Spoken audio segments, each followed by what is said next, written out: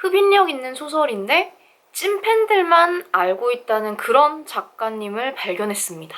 이게 50만 부 이상이나 판매됐고 심지어 드라마까지 나왔다고 해요. 사실 저는 이런 장르는 진짜 거의 처음이기 때문에 내가 이거 다 끝까지 읽을 수 있을까? 라고 걱정을 했는데 괜한 걱정이었어요. 궁금하시죠? 안녕하세요, 수련입니다. 요즘 코로나 때문에 정말 진짜 맨날 집에만 박혀있잖아요. 그쵸? 저도 회사에서 이제 하지 않던 재택근무도 조금씩 실행하게 됐고 주말에도 집에 있다 보니까 진짜 너무 지루하더라고요. 저는 항상 책을 읽으니까 오히려 이제 집에만 계속 있으면서 책을 읽는 게 너무 지루한 거예요. 사실은 저는 카페나 이렇게 좀 밖에서 책 읽는 걸 좀 좋아하는데 집에서 계속 빈둥빈둥 거리면서 책만 읽고 그래서 요즘은 넷플릭스를 많이 보고 있습니다. 다음에는 꿀잼 넷플릭스를 추천해 드리기로 하고 최근에 제가 진짜 휘릭 읽었던 그런 책 있어요. 저처럼 독서에 약간 실증 나신 분들 있잖아요. 그런 분들에게 조금 새로움을 느끼게 해줄 책이 생겨가지고 추천해주러 왔습니다. 바로 이 책입니다. 히히히. 와카타케 나나미 작가의 녹슨 도르레라는 책이고요. 내 친구의 서재에서 나왔습니다. 사실 이 소설 때문에 컨셉으로 밴드 붙이고 나왔거든요. 왜냐면 이 여자 주인공이 탐정이에요. 탐정이니까 맨날 사건 해결을 위해서 되게 고군분투하는데 맨날 엎어지고 까지고 피 흘리고 다치고 이러니까 그런 컨셉으로 한번 해봤는데 어때요? 컨셉입니다만 다음 주에 다시 제 영상을 보면 저게 컨셉인지 진짜 다친 건지 알 수 있겠죠? 다음 주에도 확인해 주시고 사실 제가 미스터리를 늘 보고 싶어 했는데 저는 너무 공포스럽고 너무 잔인한 이런 미스터리물은 별로 좋아하지 않아요. 제가 남들보다 조금 공감 능력이 뛰어난 편이라서 영화를 볼 때도 막 피 터지고 찔리고 토막나고 이런 잔인한 거 전쟁 영화나 스릴러 영화 이런 거 진짜 못 보고 실제로 그런 거 보았다가 영화관에서 뛰쳐나간 적도 있어요. 못 버티겠어서. 그리고 좀 마음이 힘든 그런 영화도 좀 보질 못합니다. 그래서 제가 미스터리물 좋아하는 책덕후 친구한테 너 내 성향 잘 알지 않냐. 내가 그런 건 싫고 조금 가볍게 읽고 싶은 흡입력 있는 그런 책 있으면 좀 알려달라 했더니 그 친구가 책 제목을 추천한 게 아니라 이 와카타케 나나미라는 작가를 추천했어요. 이 작가는 한국에 많이 알려지지 않았는데 진짜 찐팬들만 알고 있는 작가고 그분들은 좀 한국에 이 사람의 책이 출간됐다고 하면 믿고 본다고 아마 너는 이 작가가 쓴 미스터리물 다 좋아할 거야 라고 해서 추천해줘가지고 먼저 이걸 읽어봤고 그리고 이걸 읽었어요. 읽어봤더니 너무 흥미진진하고 제가 싫어하는 그런 부분들이 없어서 더 좋았고 제가 생각했던 그런 미스터리물과는 전혀 달라서 되게 신선했던 것 같아요. 그럼 먼저 작가 소개를 먼저 해드릴게요. 작가 와카타케 나나미는 일본 코지 미스터리의 여왕이라고 하네요. 1963년 도쿄에서 태어났고 91년에 나의 미스터리한 일상으로 데뷔 그리고 2013년에는 어두운 봄람으로 추리작가 협회상에서 단편 부분에서 수상하셨다고 합니다. 그 이후로 이제 계속 작품 활동을 했었고 수상도 많이 받았고 고독한 여탐정 하무라 아키라가 활약하는 이 걸작이 드라마로 됐다고 합니다. 넷플릭스나 왓챠 이런 곳에서 나오면 너무 보고 싶어요. 책이 진짜 재밌어서 이게 되게 시각적으로 어떻게 표현되고 나오는지가 막 그려지더라고요. 그래서 드라마는 어떻게 그려졌을지 되게 기대가 되네요. 녹슨도룰의 포인트 3가지 알려드리겠습니다. 첫 번째, 코지 미스터리의 여왕이 쓴 하무라 아키라 시리즈로 처음 국내에 소개되는 장편소설입니다. 50만 부 이상 판매됐고요. 드라마화된 히트작입니다. 두 번째, 폭력적이고 선정적인 소재가 아닌 일상적인 소재와 인물들의 관계에서 사건이 숨겨져 있어 이야기의 끝이 궁금해지는 내용입니다. 세 번째, 깨알 유머가 들어간 장대한 스토리라인을 두루 갖춘 긴장감, 웃음, 감동이 있는 추리물입니다. 스포만 빼고 진짜 핵심적인 중요한 것만 빼고 앞에 어떤 전개로 이어져가지고 중점을 어디에 둬가지고 읽으면 재밌을지 제가 한번 이야기해 드리겠습니다. 여자 탐정인 주인공 하무라 아키라는 지금 40대인데요. 그 탐정이 74세 할머니를 미행하라는 지시를 받습니다. 그 할머니가 자기 친구인 미스에 씨를 찾아가는데요. 근데 둘이 갑자기 막 다퉈요.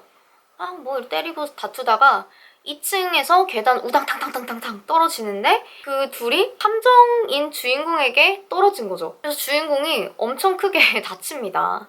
일당보다 치료비가 더 들 정도로 불행해. 그러다가 병원에서 그 미스에 할머니의 손자 히로토를 만나게 되는데요. 만나가지고 이런저런 얘기를 해요. 근데 좀 안타깝게도 걔가 이제 아버지를 한 8개월 전에 잃었어요. 사고로 잃었는데 그 사고 현장에 자기도 있었던 거야.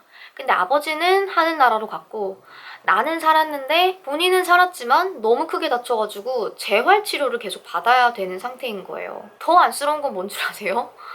그 애가 아버지랑 그 사고 현장에 왜 갔는지 그리고 그 전에 무슨 일이 있었는지 기억을 다 잃어버린 거예요. 그래서 이제 그 탐정이 이 사고에 뭔가 있나? 라고 해가지고 좀 알아보고 그 손자인 히로토가 주인공이 이제 탐정이고 또 서점에서 일을 한다고 하자 자기 아버지가 책을 되게 많이 모았었다.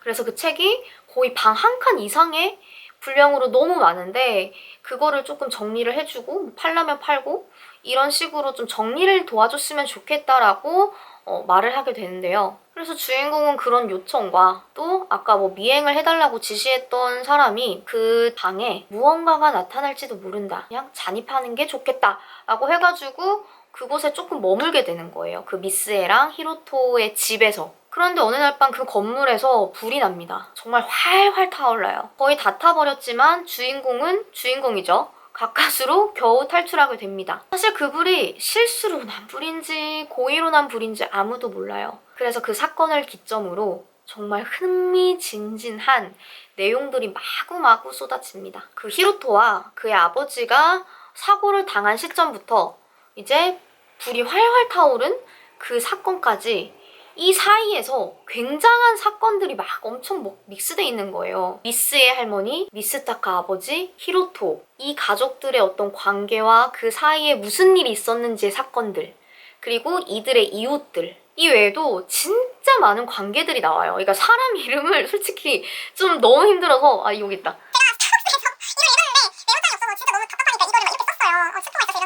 그러니까 이렇게 정리를 해가지고 쓰니까 진짜 이 사람과 사람 사이의 관계가 이렇고 거기에서 이럴 수밖에 없는 사건이구나 라고 정리가 되더라고요. 아무튼 이 많은 관계와 사건 속에서 정말 어마어마한 반전들이 계속 일어납니다. 자세한 건 책에서 확인하세요. 녹슨도르의 명문장입니다.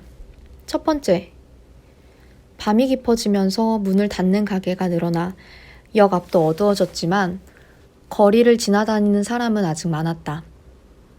자판기 그늘에서 구토를 하는 학생이나 서로 노려보고 있는 젊은이들이나 펌프스 급소리를 울리며 버스를 향해 뛰어가는 여자들이 있었다.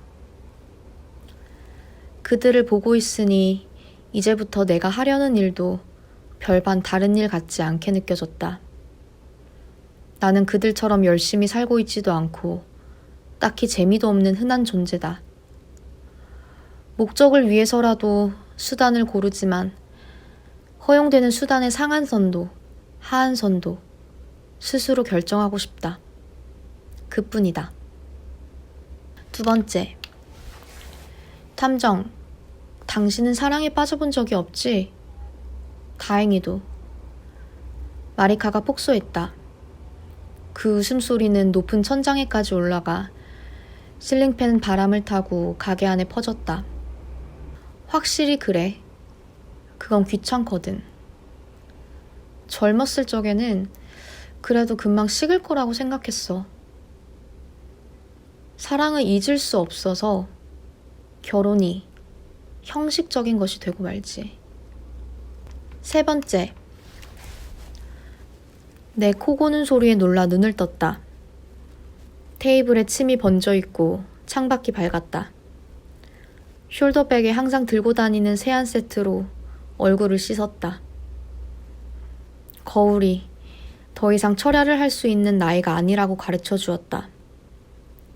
화장은 전혀 먹지 않았다. 아무도 내 얼굴 따위 신경 쓰지 않는다. 하지만 너무나 심각하면 기억에 남아버릴지도 모른다.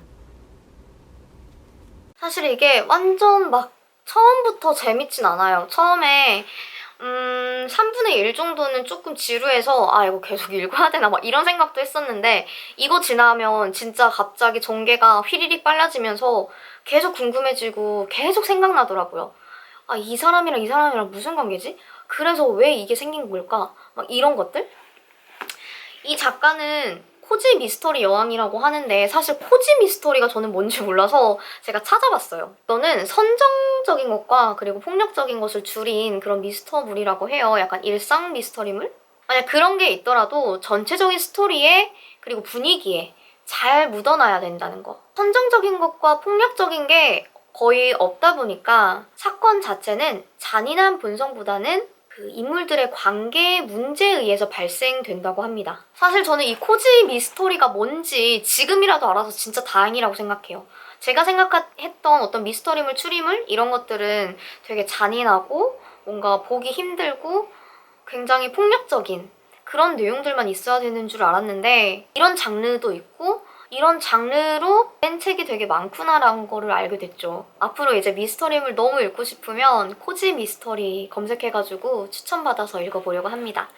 저와 같은 성향이신 분들에게도 이거 너무 추천드리고 싶어요. 저처럼 공감 능력이 너무 뛰어나서 그냥 글자로만 그런 거 읽어도 뇌가 아프고 뇌가 찔리는 것 같고 내 목이 잘리는 것 같고 막 이런 분들에게는 코지 미스터리물 추천해드리고 첫 번째로는 와카타케 나나미 작가님 장편이 힘드시면 단편도 되게 많이 있다고 하니까 한번 찾아서 읽어보는 걸 추천드립니다. 다음에는 또 더 유익한 책과 숨겨져 있는 보물 같은 책들 알려드리러 오겠습니다. 그리고 독서 꿀팁도 계속 들고 올게요. 코로나 때문에 많이들 힘드실 텐데 모두들 건강 유의하시고 다음에도 우리 수련서재에서 만나요. 안녕! 다음 주도 봐야지 이 상처가 가짜일까 진짜일까 컨셉인지 알 수 있을 거예요. 다음 주도 꼭 보세요.